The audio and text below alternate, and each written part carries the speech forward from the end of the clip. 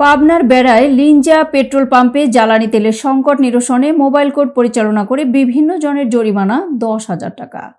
Chief reporter Jahangir হোসেনের তথ্য video চিত্রে দেখুন বিস্তারিত।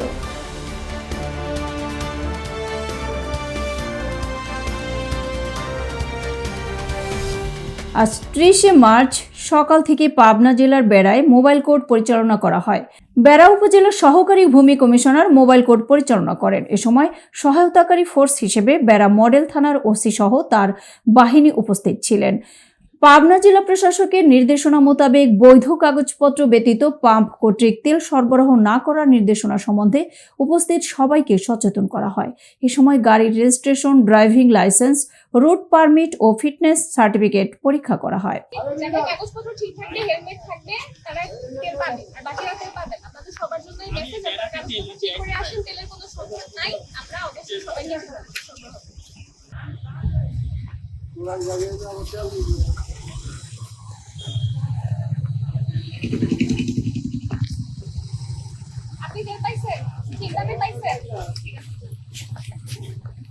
বৈধ রেজিস্ট্রেশন, ড্রাইভিং লাইসেন্স ও হেলমেট না থাকা, গাড়িতে তেল থাকা সত্ত্বেও আবার নিতে আসা, এরূপ বিভিন্ন অভিযোগে অভিযুক্ত 9 জনকে সড়ক পরিবহন আইন 2018 এর বিভিন্ন ধারায় মোট 10,000 টাকা অর্থদণ্ড প্রদান করে সরকারি কোষাগারে জমা দেওয়া হয়।